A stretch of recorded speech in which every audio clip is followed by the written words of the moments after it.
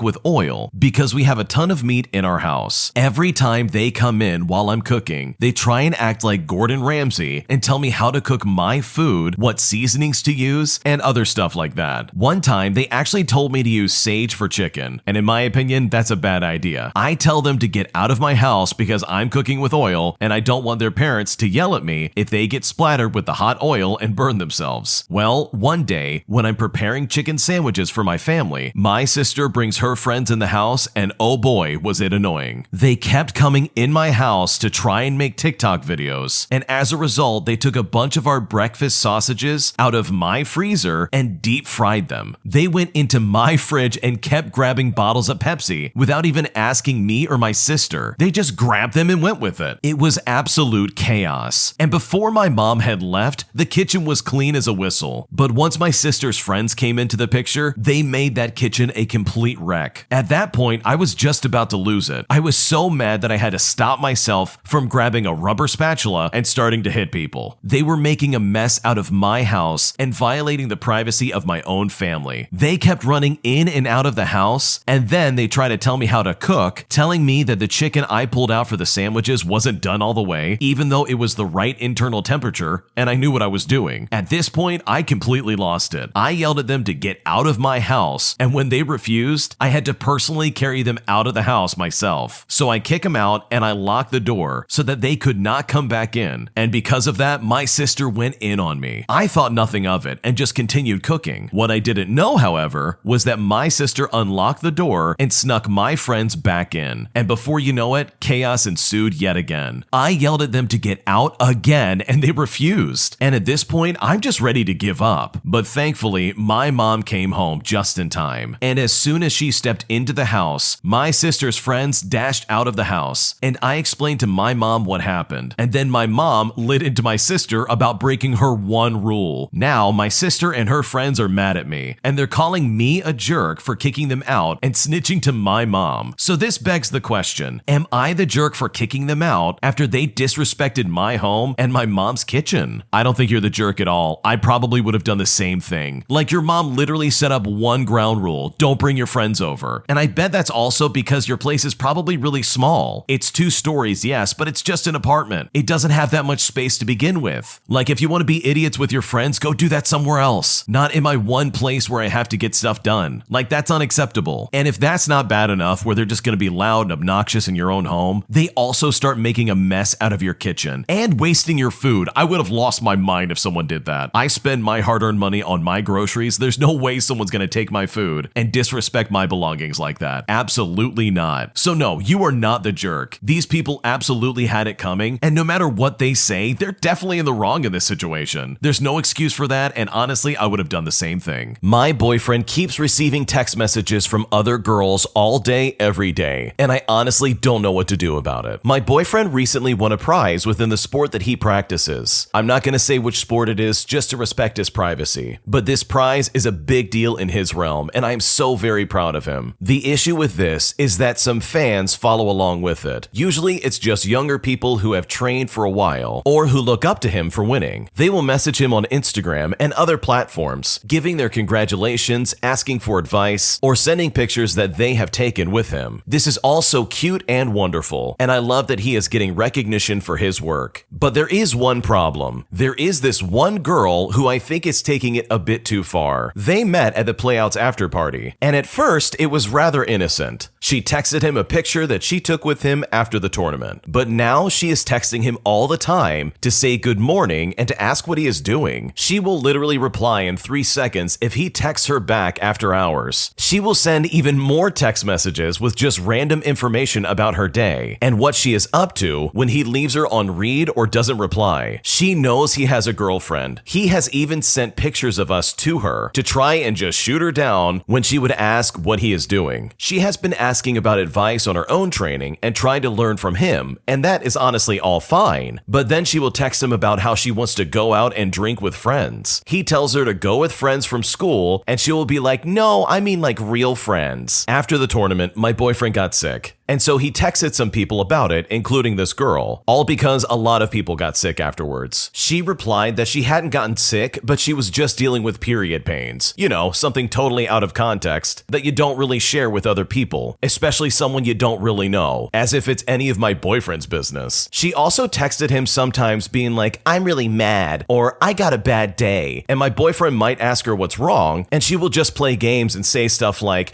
oh, you don't need to know everything. My boyfriend either either doesn't reply or just says okay, and then 1 to 2 hours later, she is back again with some other kind of BS. Honestly, I just wish she would go away and that my boyfriend would block her. But he says that since they are on the same big team, he can't just be rude to her because now he has extra pressure to be a role model because of this prize. I kind of see what he means. And he has let me read all of their text messages, and he doesn't hold any secrets, but it's honestly making me incredibly mad. I don't know what to do about it, or even if I can do anything about it. What should I do? I think your boyfriend needs to just stop responding to this lady altogether. Ghost her completely. It doesn't personally matter if they're on the same team. This lady's overstepping a boundary and it's making you uncomfortable. He needs to not respond to her at all. None of this cute talk, none of these games, nothing. Because personally, nothing will get the message across quicker that you don't want to talk to someone than just straight up ghosting them through text message. And I get he's trying to be a good role model and try and be nice to this person, but this lady's being weird, and it's obviously making you uncomfortable, and your boyfriend's not helping by saying anything to her. So in my opinion, it's time to cut communications and to stop replying, because when he responds to her, he's only encouraging this kind of behavior, and honestly, at this rate, it'll never stop unless he pulls the cord. My boyfriend just moved across the entire country to live with me, and instead of being happy, all I can do is resent him for snoring, and I don't know what to do. My boyfriend and I have been in a long-distance relationship for the past 2 years, and it's been the best time of my life. I love him so much, and genuinely don't know what I would do without him. And just a few days ago, we finally took the step and moved in together, he moving across the country just to live with me. Before I started dating him, I made a personal rule never to date someone who snored. It's the one and only thing that disrupts my own sleep, and I knew I couldn't stand hearing that for the rest of my life. But I fell so in love, I felt like I could just overlook that part of him. We had visited in person several times before this, and I got to sleep with him several times, and the snoring was always a problem, but it felt manageable with a nose strip on him and earplugs on me. The problem is, after a couple of days of use, the earplugs really started to hurt my ears, and I've tried several different ones. He also snores louder than the earplugs can block, and at one point, I was wearing one of those sleep masks that plays music via Bluetooth directly into your ears over earplugs that I was also wearing, and I could still hear him. The snoring doesn't seem to bother him at all. He gets wonderful night's sleep every night, but I'm losing my mind. I've gotten so little sleep in the past few days, and I'm sitting in the living room half awake right now with a pounding headache from trying to sleep next to him for the past several hours, and I can still hear him snoring in the bedroom. I'm so tired. I'm getting more irritable and snapping at him over small things, and it's over stupid stuff that my boyfriend doesn't deserve to be yelled at over. I've gone basically non-verbal over the past 2 days because I'm so exhausted and irritable from not sleeping, and I'm worried because my customer service job starts again today, and I know I won't have the energy for it. He already feels guilty about this, and to top it all off, recording his snoring to show him or kicking him out of the bed won't do anything. I feel awful that I'm starting to resent him for something he has no control over. We're both young, we don't have the spare money for a sleep study, especially after spending all the money to drive across the country. I'm not even sure if a sleep study will help. He doesn't seem willing to wear a CPAP machine or get corrective surgery to fix the snoring. That's even more expensive, and he's scared of surgery. Losing weight might help, but that is a very long process and won't help me when I need it right now. At this point, falling asleep before him won't even help because his snoring will just wake me up afterwards anyways. This doesn't feel like something I should break up with him over, but I still love this man to death, and he just moved across the whole country for me. We're finally living together after all this time, and I should feel way more happy than I am, but I am so tired. I can't help but think about how much longer I'll be able to deal with this. Is this gonna be the rest of my life? They say snoring only gets worse when you get older, and I don't know what to do. Making him feel guilty about this won't do anything, and it will just put more strain on our relationship, which is otherwise perfect. Either way, I really feel like I'm gonna lose it if I don't get some long, uninterrupted sleep soon. What should I do? It sounds like you guys are really against going to see a doctor, but honestly, it sounds like you need to see a doctor. It really sounds like this is a medical issue. And honestly, a sleep study might do you some good. They might be able to get some kind of strategy that helps him in the long run with getting sleep and allowing him to sleep without snoring. Like, there really are solutions that he needs to take the steps to do, especially if you want this relationship to work. But I'm really sorry you're not getting a lot of sleep, and hopefully this gets sorted out soon, because ignoring the problem is definitely not going to do anything for you, and if anything, it's only going to get worse with time. My fiance's estranged family reached out to me and asked me me to help them fix their relationship with my fiance, and I'm not sure what to do. My fiance and I have been together for almost 4 years now. He was in a previous marriage before we met that ended in divorce because his ex-wife had a long-term affair. During their marriage, my fiance was diagnosed with cancer and went through a very tough battle. During that time, his family found out that his wife was cheating on him, all through a third party, but they didn't tell him because he was very sick. They basically hid the truth from him and let his ex-wife be around him. My fiance thankfully won his battle, and towards the middle of his recovery, his ex-wife came clean because she felt guilty. She told him that she wanted to come clean before his family convinced her to keep quiet for his sake. My fiance felt betrayed by both his wife and family, and when he got better, he divorced her and eventually moved away from the city he, his ex-wife, and his family lived in. He very rarely speaks to his family, maybe 2 to 3 times a year, and they tend to be very short and superficial conversations. His relationship with his family is very strained and practically non-existent. I've never met any of his family members for the entire time we've been together, and they haven't come to visit, and he hasn't gone to visit them. Today, I revived a message on social media from what seems to be his older sister. I have no idea how she found me, but she seems to know about how my fiance and I are engaged. Long story short, she asked if I could help reunite my fiance and his family. She talked about them maybe flying to our city and asked if I could somehow get my fiance to meet them. I haven't responded to her, and I don't know if I should. She explained why they didn't tell him about his cheating wife. According to her, they didn't want to bring any more suffering and pain, which I somehow get. I also very much get and respect how my fiance feels. Even before the whole cheating thing, my fiance said he's had a problem with his family in the past. It seems he's always had a difficult relationship with his family. Basically, I wanted to ask what you would do in this situation. Do I try to help them, or do I just ignore his sister's message? I think that sometimes in life, we might need others to encourage us into doing something we don't want to do, because it could ultimately benefit us further down the road. But at the same time, we shouldn't push or force people into doing something that they're not comfortable with. What should I do? This is a really rough situation because I can only imagine being your fiance. They were literally lied to in one of the most vulnerable situations of their lives. Not only from their significant other who was actively cheating on them, but also from their family who could have told them and basically started this process sooner. Not to mention the fact that he was battling cancer. So I totally understand why they decided to cut them off. But I think whatever you do decide to do, you most definitely need to talk about this with your fiance first. I think it would be a terrible idea to get involved with his family and try and reunite him with them in any sort of way without his consent first. I would tell him straight up, hey, your sister contacted me. How would you like me to go about handling this? And then you take it from there, because I really think you going behind his back and doing this without his knowledge would be a terrible move. Like, he already doesn't trust his family to a certain extent. Why on earth would you want to make it so he doesn't trust you either? So talk to him first and figure out the next move, because he has a much better picture of how these people actually are. And the last thing you want to do is try and bring other people back into his life that are incredibly toxic and are only going to do him harm. An entitled homeless man refuses to leave my hotel lobby and threatens to sue me personally when I tell him that he can't sleep in our lobby and that he's gotta go. Here's what happened. So as a night auditor at a hotel, we've all had our fair share of homeless people who try to stick around a little too long and make it all the more difficult when you have to track them down and ask them to leave. I'm incredibly sympathetic, and I understand that unfortunate situations can hit anyone, but I won't lose my job or risk a serious incident between a guest and not a guest by letting someone sleep or loiter somewhere that they're not allowed. Well, I arrived last night, and my second shift informs me that the older man that I had passed on my way in, who was sitting just to the right of our desk, had come in an hour earlier and was struggling to find a ride, or at least waiting for one. And much to my demise, they said that he could just sit there for a while as he waited, which is honestly just a rookie mistake. He was clearly old, looked a little worse for wear, and had to use a cane to walk. I know it's hard to turn away elderly in need, especially, but they had already told him at this point that he couldn't sit there all night, and that I would be asking him to leave at my discretion because we can't let him be here if he's not a guest. Apparently, that had been all well and good to him, and he had been very generous and understanding when she informed him this much. So I assume I'll give him the benefit of the doubt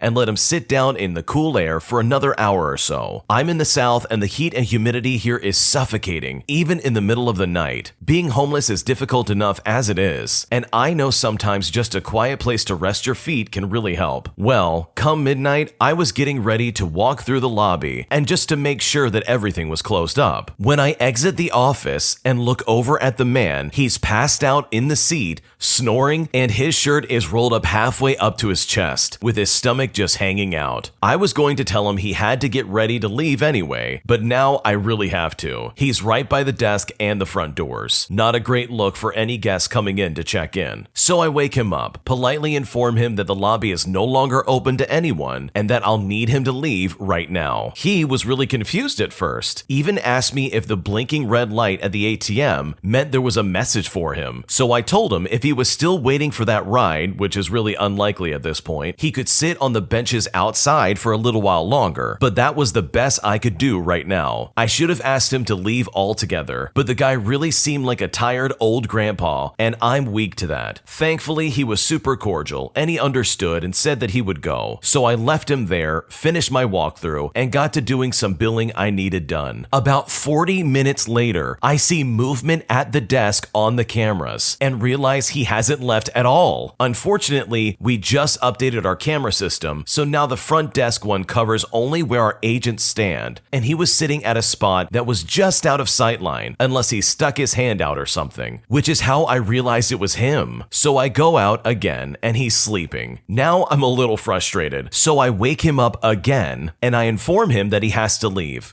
and that the second shift had already told him ahead of time that this would happen. I let him know he absolutely cannot just sleep in the lobby, and I had already been very patient with him as it is. Again, he's apologetic and assures he'll get going and even starts to gather up his things. I return to the back to give the man the decency of not staring him down as he hobbled outside, but I'm not hearing any movement some 10 minutes later, and lo and behold, I leave the office again and there he is still. But at least this time he's awake and aware of his surroundings. So at this point, I've had just about enough. I tell him that I am fully prepared to have non-emergency services come out to help him find a way to get wherever he needs to go. I remind him that he was told about this from the second shift and that I have given him 2 warnings already, and this was honestly going to be the last one. He absolutely needed to leave. Now, of course, he flips the switch. Now he wants the name of the hotel, corporate's name and number, the name of the managers, and my name so he can hand them over to an attorney. I couldn't help it. I asked him what on earth an attorney was going to do. He just kept repeating what he said, so I told him. And at that point, I just could not engage with him any longer because this was just so ridiculous. If he had a legitimate issue, then he can call the desk in the morning and get whatever information he needed. I told him I wasn't giving out my name now for safety reasons. He goes into saying that the manager last night, some guy, was really polite and okay with him and didn't bother him. So I chimed in and ruined his fun right there, and I let him know that our manager doesn't work night shifts, and I was the only one working last night and we had never interacted before. That shut him up and he finally started getting up to make a leave. But he stopped by the desk before he did and started asking for all the information all over again. I told him to look up the number and call in the morning if he had a legitimate complaint as per what I said before. Then he asked me to sell him a blanket and seemed so incredibly put out that I told him I absolutely was not doing that. And no, I could not donate any blankets to him. I started to tell him I could give him the address to a shelter or call non-emergency services to see if they can help him. But he started walking away and yelling over me, saying that I was unhelpful and that I was rude. At the end of all of this, all I can really do is laugh because seriously, you're going to take this to an attorney and say what? A hotel that I was not a guest at asked me to leave their lobby because I was sleeping there, and now I'm gonna sue? Yeah, good luck trying to get to corporate to complain about how their hotels didn't allow you to freely use their space. The entitlement and attitude when he couldn't get what he wanted is just mind-boggling. And honestly, at this point, after dealing with that, I just need a vacation. Don't you just love it when entitled people pull out the whole attorney card as if that's gonna prove anything in their case? Especially when it's some ridiculous situation like this. This guy was literally just sleeping in the lobby and refusing to leave. And I'm honestly surprised that the shift of workers before this original poster even allowed this guy to sit in the lobby in the first place. I mean, that's just a recipe for disaster. But the original poster handled this really well in my opinion, and they didn't crack under the pressure at all. I know if I was in that situation, I probably would have been a lot less patient, but they handled it like a pro and they got him out without any kind of massive confrontation. And hopefully this guy never comes back. I am very happily engaged to my fiance, but I think my best friend might have feelings for me, and they are becoming incredibly inappropriate, and I just don't know what to do. My fiance and I have been together for just over 4 years, and we're very happy. I honestly couldn't ask for a better relationship. There's so much trust, love, and happiness. We've bought a place together, and we're getting married in 3 months, so all is going really well. My best friend that I've known for about 20 years is going to be a bridesmaid at our wedding. Both my friend and I are bisexual, but nothing has ever happened between us ever. For me, she's always just been a friend. However, we are quite touchy-feely, but so is our entire friendship group. We've all known each other for so long, which has meant that we're very comfortable with each other. We hug, we talk, we're not afraid of being close to each other, pretty much never really had an issue. And honestly, I never thought anything of it, just because it's been so normal for all of us. My fiance has no problem with it, and understands that it's just the group dynamic. My best friend broke up with a very long-term partner a couple of years ago, and has been struggling quite a bit. I have always been a bit of a people pleaser, and I think I've probably allowed myself to become an emotional crutch for her. I've noticed she's gradually gotten much more touchy-feely with me. She will be very cuddly, tell me how much she loves me and stuff like that, and I have noticed that it's just got a bit more intense lately. When chatting with my partner, he said at a party recently, he actually felt a bit uncomfortable about how cuddly we were, as it seemed more than usual. I hate that I made him feel that way. I've also started feeling a bit uncomfortable about it, but I've always struggled with these situations, and don't know how to tell her to stop without upsetting her. Then this last weekend, we had a night out when we went dancing, and she started having a panic attack, so I took her outside and tried to calm her down. Once she calmed down, she ended up telling me that my fiance didn't deserve me. I don't know if this was just an offhanded comment, or if it came from a place of jealousy, but I do feel like it's not a cool thing to say, especially when we're just about to get married. So I'm really unsure about how to handle the situation. I don't know if I'm reading too much into it, but my gut is telling me there's something going on. How do I build those barriers without hurting her feelings? What should I do? I think some very clear boundaries are definitely in store. Your friend has got to understand that you're getting married, and whether or not she feels like this is the right person for you, you feel like it's the right person for you, and you love him and you want to spend the rest of your life with him. So if you feel like she's crossing a line, then you need to make sure she understands that. And I also think it's going to be a big red flag that this person's going to be a bridesmaid at your wedding. I can't think of a more miserable situation than to have someone who actively says, no, he doesn't deserve you, than to have her as a bridesmaid. Obviously, I don't think that means you got to remove her as a bridesmaid, but if I was in your shoes, that is definitely something I would keep an eye out for. I think you need to tell her straight up, hey, I really appreciate that we've been close for all these years, but I feel like you're getting a little too physical at times, and it's making me uncomfortable. And that is honestly all you would really need to say from there. Setting boundaries is definitely scary, and it can really hurt some feelings if people aren't ready for it, but if they really are your friend, they'll accept how you feel, most likely apologize, and make the adjustments. It also sounds like your friend has a really toxic emotional dependency on you, and it's really going to be unhealthy for her to realize that you're not going to be there for her in the way that she would like you to be once you get married. So in my opinion, I would just be direct and concise, while still trying to maintain a friendly demeanor. At the end of the day, she's a friend who's going through a hard time, but that does not mean that you need to sacrifice your own boundaries. My girlfriend is refusing to go to her job because she has depression, and I don't know what to do. As the title states, my girlfriend is refusing to go to work. Normally, this wouldn't be an issue. However, she's already skipped a day at work since this week without leaving any notice. The reason for this is due to her depression, and as a result, this has caused her to quit many of her jobs shortly after joining them. By her own words, it seems that the only thing she truly enjoys is laying in bed and sleeping as much as humanly possible. I want very desperately to be supportive of her. However, this whole situation puts me in a horrible crossroad. On one hand, I want to comfort her and be understanding of her depression. However, on the other hand, I don't want her to dig herself a hole she can't get out of. I know if she loses another job, her dad's probably going to come down on her like an axe, and I would feel horrible if this came back to bite her later in life. The truth is, this whole situation has me really confused as to what route I should take. Overall, I want the best for her, but I'm not sure how to go about doing it. it. This, of course, led me here, of all places, to post this online to try and see how I should process this. I don't want to be a jerk in this situation, and I don't want to leave my girlfriend on the side to figure things out on her own. I'm honestly not sure what to do. As someone who struggles with depression, honestly, the biggest motivator for me is realizing that I am not going to make rent if I don't go to this job. Yeah, the job sucks, and yeah, I really don't like it, but guess what? It's either that or I could just not work, get kicked out of my apartment, and not have any water, electricity, or any of the other things that I would need to function. And I completely understand where your girlfriend's coming from, where they're like, hey, I just want to sit in bed all day and sleep. That is a symptom of depression, so it's completely understandable, but you have to fight through it. It really did take me going to therapy to finally understand that I need to push myself and to get things going. I need to develop healthy habits and get on a good schedule to keep me from falling into a slump. And it's really unfortunate that she keeps quitting her job, because you said it best. You don't want this to hurt her later in life. But unfortunately, if she does keep quitting her job, that's really not going to look good for future employment. I mean, who would want to hire someone who's just going to quit 2 months in? If I was running a company or a business and I'm hiring somebody under the assumption that they're going to be reliable and they're going to show up for work, I would be pretty upset if they just suddenly quit after 2 months. Like, I'm going to be sinking a lot of money into you to try and get you up and running. If someone did that to me, I would definitely not give a good reference, that's for sure. So maybe helping your girlfriend see that, hey, if you don't get to work, you're not going to be able to make any kind of money, and you're not going to be able to pay for anything in your life. That might be enough of a motivation to get up and get going. And then with that motivation, you can then get to see a therapist or even a doctor, just to then point her in the right direction. Because this is treatable. You can find help for this, and it's not impossible. So best of luck to you if you do decide to stick around with this relationship, because this is so much different than someone who's just lazy or who doesn't want to work. This is a legitimate mental illness, and if she's willing, she really can find help for this. My husband is kind of mean to me, and I'm not sure what to do. My husband and I have been together for 12 years. We're in our 30s and we have 2 little kids. I am a stay-at-home mom, so I'm completely dependent on his money, as well as his health insurance and the house that we live in. I basically have nothing to my name. Add to that, I don't want to disrupt my kids' lives with a separation, so I honestly need advice on how to learn to live with a difficult person. The problem is that my husband is kind of mean. He's not abusive or aggressive, but just difficult. I don't know any other way to put it. For example, he is completely unpredictable. If I go to Starbucks for myself and grab him a coffee, he might be mad that I got him something that he didn't ask for, or if it's the wrong thing. But then if I don't get him anything, he's mad that I didn't get him anything. I get legitimate anxiety in stores, as well as when I'm shopping for stuff, worrying and feeling anxious that I didn't get the right thing. And to be clear, if it's wrong, he doesn't hit or yell, but he'll lecture or make it something dramatic, saying stuff like, "It's like you don't even know me. You never even listen." He also likes to make mean comments about things he considers failings, but he brings them up entirely unrelated to the conversation. For example, once, literally years ago, I made 3 rights instead of a dangerous left to get to a restaurant. Just the other day, he mentioned a new place he wants to try, but then added, "Oh, but you might have to take a left turn to get there, so I'll drive." It's like he's always trying to find ways to make fun of me or somehow get back at me for something that I've done years ago. I have tried to talk to him about this over many years, but he always says I'm sensitive and I blow things out of proportion. Sometimes I'm not sure if he's gaslighting me or if he's right, but I never had this problem before in any relationship, whether it's romantic, a friend, or family. I'm honestly pretty easygoing, and I don't hold grudges, when in fact, he's the one that holds grudges. How should I handle these mood swings? Or maybe should I just let these comments slide off of me? What should I do? I hate to break it to you, but this man is abusive. You're being gaslit hard to think that you not getting him coffee or not getting the right thing, even though he's never said what he wanted, is just crazy. He is also being very manipulative. Like, your husband is literally treating you like his secretary rather than an equal partner, and that is not okay. He is treating you like garbage, and there's no reason for you to have to put up with that. If I was in your situation, I would be completely miserable, and I would probably have anxiety over the dumbest things imaginable. Just imagine getting your significant other a coffee, and then they freak out because you didn't get the right one, only to then get the right one next time, and then they freak out that you got them something at all. I mean, how crazy is that? Also, the fact that he's bringing up silly things that you did years later just to try and mock you over is more than enough evidence to prove that that man is incredibly abusive. No normal person would do that to somebody they're supposed to love. He is absolutely using and abusing you here, and I think you really need to see that. So I really hope you get the help that you need, because because there are resources available to help you get out of that situation if you really do want to leave. Because in my opinion, this should not be a discussion of how do I put up with my husband's toxic behavior, but rather it should be a discussion of how do I get out of this toxic environment. Because I think you'll be a lot happier off, both for your sake as well as your kids. My husband dented my car out of frustration because it's broken and told me I'm not allowed to complain about it. And now I don't know what to do about this. My husband gets irrationally upset whenever a vehicle breaks down. Today, he came home in a foul mood because the power steering is leaking on my car. I was trying to tell him about my day, and he told me, "I don't care what happened to you today," and told me to leave him alone. He later came into the house and accused me of losing one of his tools. When I showed him that it wasn't in my toolbox, he told me to look harder for it because apparently I used it last. I was adamant with him that he put it away, but I figured since I was already going through my tools anyway, I would go ahead and return something else that I borrowed. That is, until I heard smashing and banging. I didn't know what he was doing. When he came inside for dinner, he matter-of-factly told me, "There are some new dents in your car. I'm ready to set the stupid thing on fire. You are not to complain about the dents, and I never want to hear about it ever again." To try and lighten the mood, I told him, "Well, if you do set the car on fire, make sure you do it without my CD collection inside." I am really upset about this, because this isn't the first thing of mine he's damaged in anger. He dented the ever-living crap out of my truck and never fully fixed it. And I'm scared if I complain, he will just refuse to fix my car. I'm a stay-at-home mom that makes some money cleaning houses and pet sitting, so I can't afford a mechanic or to replace the car right now. And his behavior tonight, all over the car not working properly, is just absolutely unacceptable. He's been rude and snippy quite a bit lately, and he just told me that he's sorry that he's being so rude and snippy, so at least he's admitting it. But honestly, I don't know what to do, because I really want to speak out about how I don't appreciate how he's treated me, but at the same time, I don't want him to feel like I don't appreciate his efforts to fix my car, and how he's had to fix it a lot because it's a piece of garbage car that's been through 3 engines in 3 years, if you can believe it. How do I address this issue with him? I'm really scared that I'm gonna lose my temper when I see the dents in my car. I also don't want to have to lie to my family and friends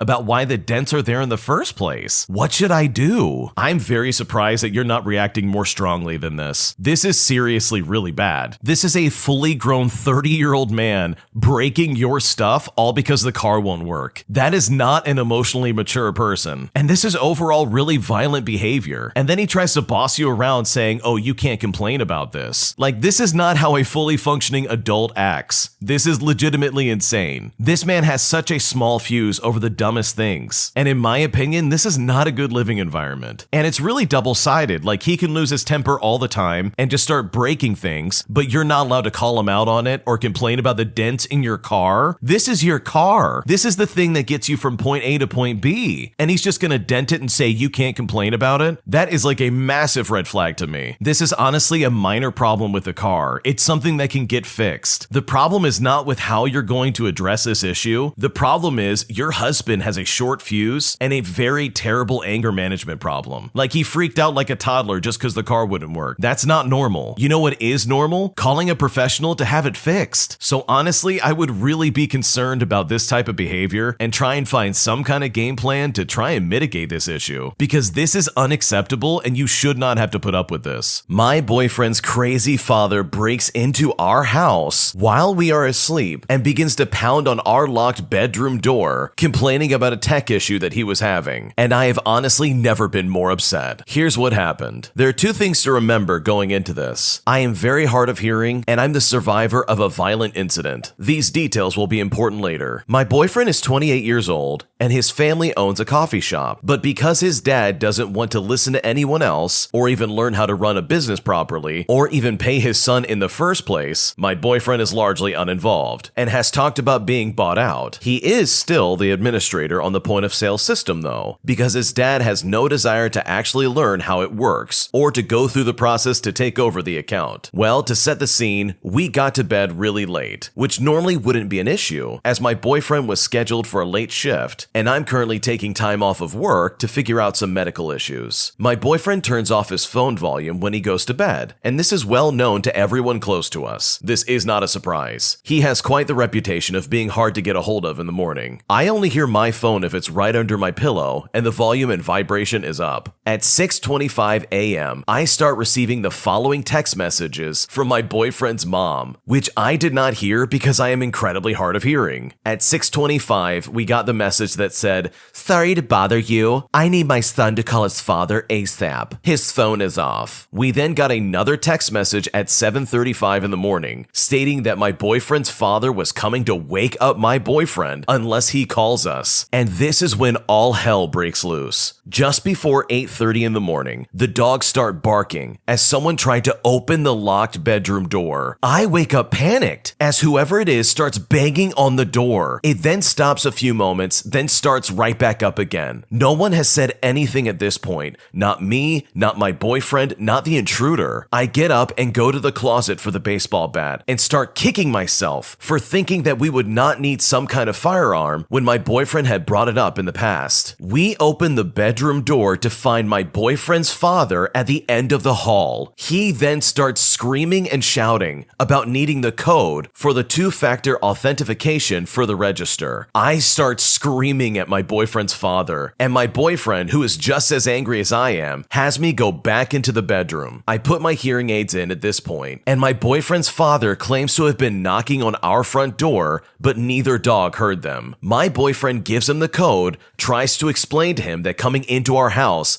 unannounced is a huge violation of trust and boundaries, but his father just yells about needing to get to the register and to get it working. My boyfriend kicks him out, and so he leaves. And between the two of us, we thought this was the end of it. But not even 2 minutes later, I receive another text from my boyfriend's mom. She says, "Please tell your son to send the new code. We still can't get in." Then we hear the clanging of the metal gate and more pounding on the front door. We go answer it, and guess what? It's my boyfriend's father again, and he is now screaming about needing the new code while holding a copy of our house key in his hand. He clearly was going to let himself back into my house, and at this point I lost it, and I just began yelling at him. I said, "You can't just let yourself into my house. What is wrong with you?" He then gave me more BS excuses about needing to get the register working, and I screamed, "My ability to be safe in my own home is more important than your shop." And this is what set him off, as he took particular offense to this statement. He said, "So you see me as a threat? Am I a threat to you?" I tried explaining to him that I've had my home broken into before, but he just simply wasn't listening. He just kept saying,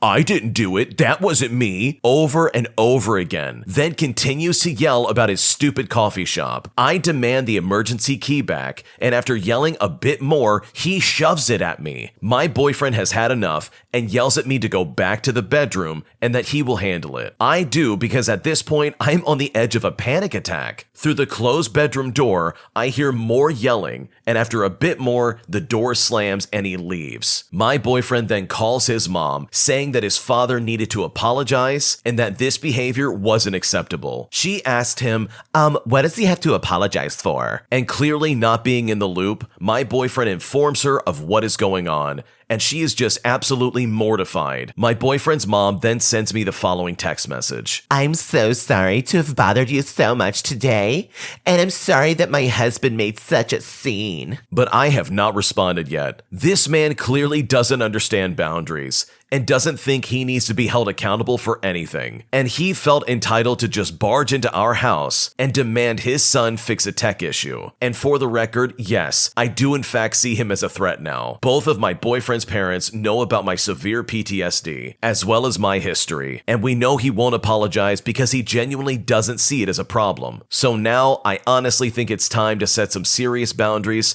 and to invest in a security system. This is absolutely terrifying. I cannot imagine waking up in the middle of the night only to hear somebody banging on my bedroom door. Like, that would have been terrifying to me. That is such an invasion of privacy, it makes me sick to my stomach. The original poster has every right to be angry at these people. This is unacceptable behavior, I don't care who you are. And the fact that the owners of this coffee shop aren't taking the steps necessary to take care of every issue of their store is completely irresponsible. And if I was the boyfriend in this situation, I would have quit months ago. I would have said, you know what? I'm out. I'm not doing this anymore. I'm going to sell my portion of this store and I'm going to go do something else. Because there is no excuse for these types of actions. If I was in their shoes, I would change my locks immediately and I would set up some kind of security system that ensures that I know exactly who's coming to and from my house. It's time to lock things down and to be ready for that type of situation as well. Because they got into your house no problem while you were asleep. And who's to say that they wouldn't try that again just because their system isn't working? So hopefully this situation gets figured out and hopefully your boyfriend's parents understands and respects your boundaries. Another girl asked my boyfriend on a vacation to Hawaii, and he said yes, and I have no idea how to stop this from happening. Okay, so my boyfriend and I used to live together, but it didn't work out, so we moved apart, but we're still together as a couple. I drive an hour 5 times a week just to see him. To be clear, he is still taking me out for dates as well as all kinds of stuff together, and I am on his lock screen for his phone. We are dating. He told me his roommate, who's a 24-year-old female, has a big fat crush on him and really likes him. He said she keeps hitting on him despite him turning her down and that she is jealous of me. And overall, I honestly think that this is just her ploy to try and steal my boyfriend from me, since he's told me he's never asked her out or even hung out with her outside of the house. The roommate has been out of college for a couple of years and works online all day, so she has absolutely no friends. However, apparently she has some money saved up, and she invited my boyfriend to go to Hawaii and Iceland and to stay in a hotel alone with her. My boyfriend told me that since she is a young female, she does not feel safe traveling abroad alone. By the way, she's 24 years old. My boyfriend is trying to rationalize these trips away, saying that he is just going to use her for 2 weeks and enjoy this trip himself. I am completely beside myself and I don't know what to do. How can I stop this homewrecker from taking my boyfriend on an overseas vacation for 2 weeks? What should I do? I mean, if the terminology red flag had a physical representation that you could latch onto, someone taking a 2-week vacation to go to Hawaii and then Iceland definitely fits the bill. Those two spots are quite literally on opposite sides of the globe. What on earth is going on here? I gotta be honest, the fact that he's willing to go with her is not a good look. And to me, this screams red flag and super sketchy. I think any reasonable boyfriend would have probably turned this down and been like, no, I'm not going to Iceland and Hawaii with you. Are you crazy? But the fact that he's willing to go and the fact that she's already a female roommate of his is like 2 big red flags right there. How on earth is he comfortable doing this and going for 2 weeks away from you and still call you his girlfriend? This is crazy sketchy behavior. And to top it all off, for some reason, she's going to be paying for absolutely everything to do with this trip. Really? You're going to pay for the hotel, the flight, everything? That's insane to me. There's not going to be separate rooms. There's not going to be separate itinerary. Literally, they're traveling and sleeping in the same room. And that is just a recipe for disaster. Even my closest female friends, I would not do that unless I brought my girlfriend along with me. That's just super sketchy. It screams red flag in my opinion, and I would not take that for a second. Personally speaking, that is a deal breaker. If my girlfriend decided, hey,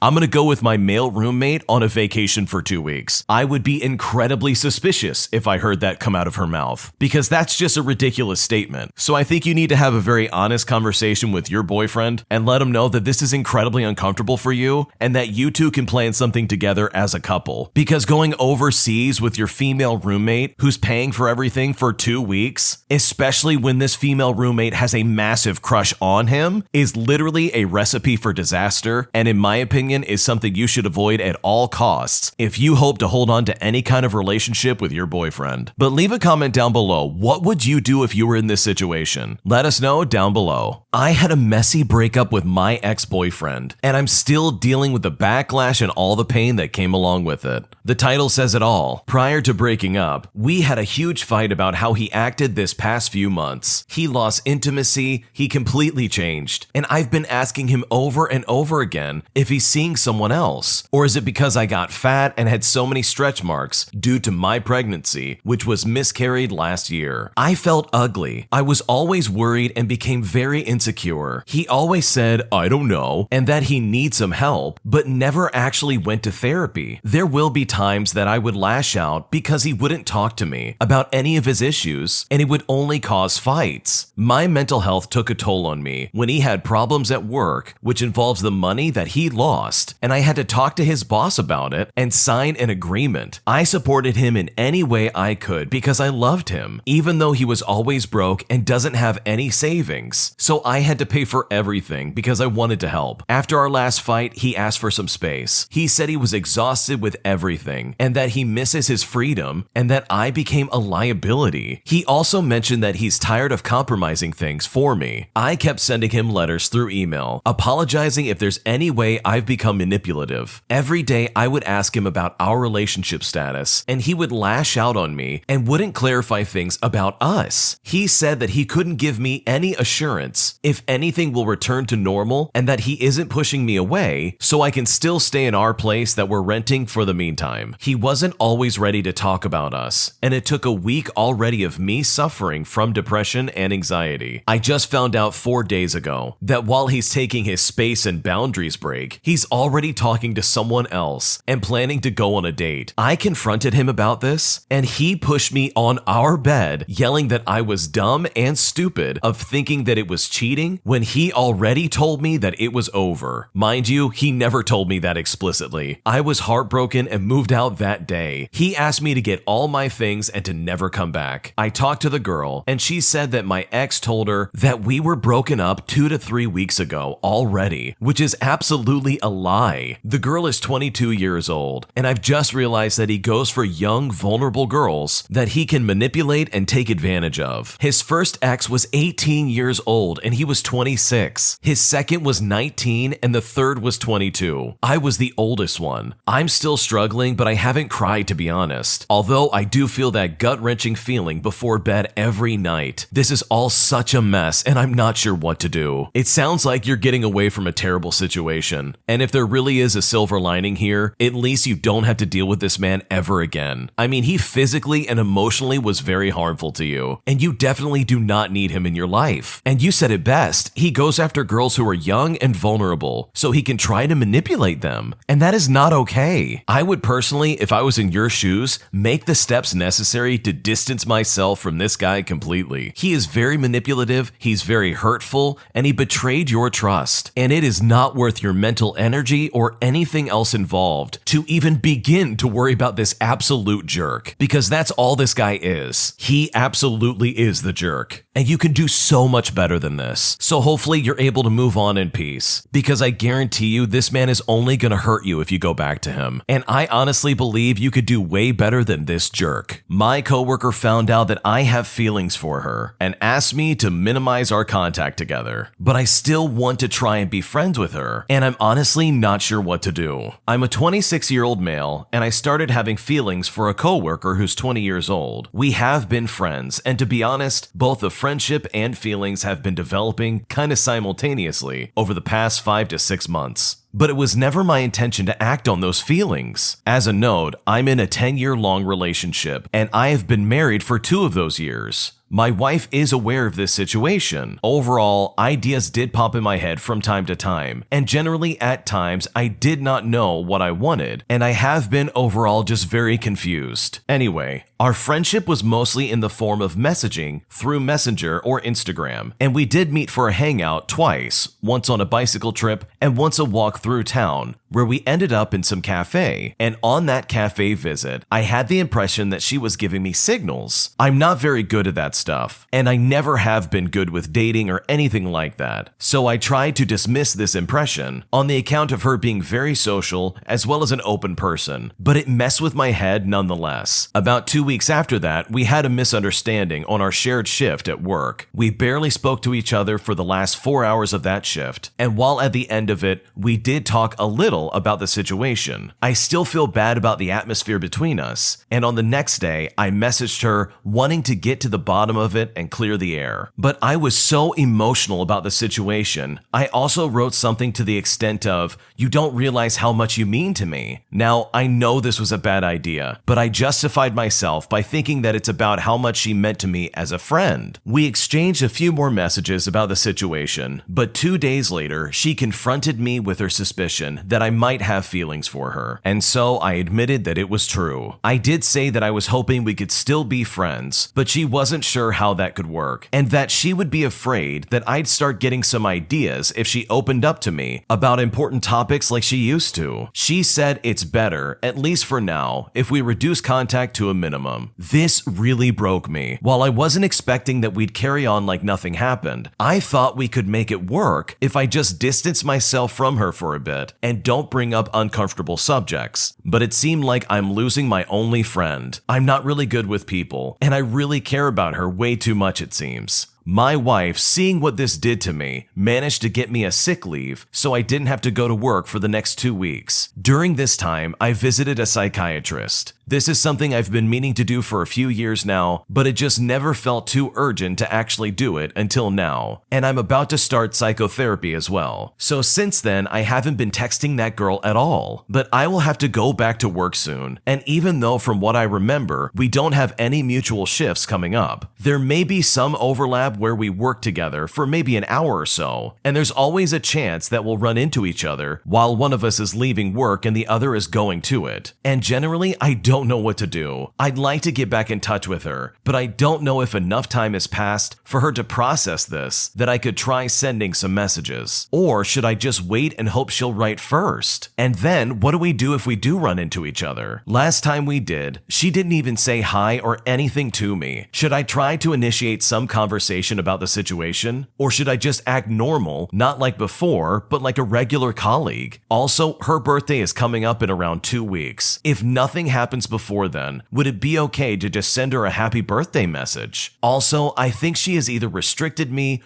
or hid her status on Messenger, as I haven't seen her online for the past 3 or so days. She is still active on Instagram though, but I find it weird that she would do that almost 2 weeks after the situation, when I didn't do anything to disrespect her wish of minimizing contact. What should I do? I think the original poster does not realize that yeah, they're the jerk in this situation because they were having an emotional affair with this lady. And you know what? This lady caught on and said, whoa, wait a second, this is wrong, and basically told you, hey, get lost. She said it in a very nice way of like, oh, let's go to minimum contact. But that is coded wording to say she does not want to talk to you anymore. And the fact that this is happening all while you're married and your wife just has to sit around and deal with it is absolutely atrocious. What should you do in this situation? I think you really need to make sure your wife doesn't divorce you, because that's what this is leading to. And also, it's kind of creepy that you think that she's obligated to reciprocate how you feel about her. Like she clearly does not like you in that way. And it sounds like she does not want anything to do with you. She probably just wanted a friend and then you said, oh, whoops, I like you. In her mind, maybe, and I'm making assumptions here, she thought, okay, this guy's married. There's no way he's gonna hit on me. Only to then find out that you have a crush on her. Like that's so disrespectful and it's really weird. And I've gotta say, everything you're saying in this post really makes it sound like you are obsessed with this lady. And that is very concerning. I think you need to accept that this supposed friendship is over, and that if you continue to try and contact her and have any kind of communication with her, you're making her feel very uncomfortable. She clearly doesn't want you around anymore, and you need to leave her alone and respect her wishes. I can also say that if you keep up this constant communication, and if you keep going after this lady, she's gonna report you to HR and you could lose your job. So you can either leave her alone, work on yourself and your marriage, or you can keep pursuing her, lose your job and your wife. I mean, the choice really is yours, but I would personally take that first option if I was in your shoes. So in my opinion, if you value your marriage and your job, I would stay away from this weird crush you have on the 20-year-old. You're already married, and I think you need to be loyal to that marriage. My entitled mother demands that I hand over all my money that I just earned, totaling to about $5,000, claiming that money as my rent and meals. And I simply don't know what to do. So I have been working over the summer to earn some cash for school next year, and I made about $5,000 in total after taxes, and I was so excited to start my new school year. Then, 1 week before school started, my entitled mother comes over to me and asks me if I can give her all of my money, all $5,000. Now, for some context, I did owe my mom some money, and I had every intention of paying her back. Out of the $5,000, I spent about $1,200 on a new computer, and so while it was sad to see half of my check basically gone nearly, nearly. I knew the consequences. But I did not owe her thousands of dollars. At most, I owed her about $1,400. So I still had a lot of money left over that was meant for me. But my mom came to me and said, "I need the rest of the money too." When I objected and said, "Wait, why is that?" she said, "You need to learn the importance of saving money." That's what I asked her, why do you need the rest of my money? And what she said next really blew my mind, because she said, "Well,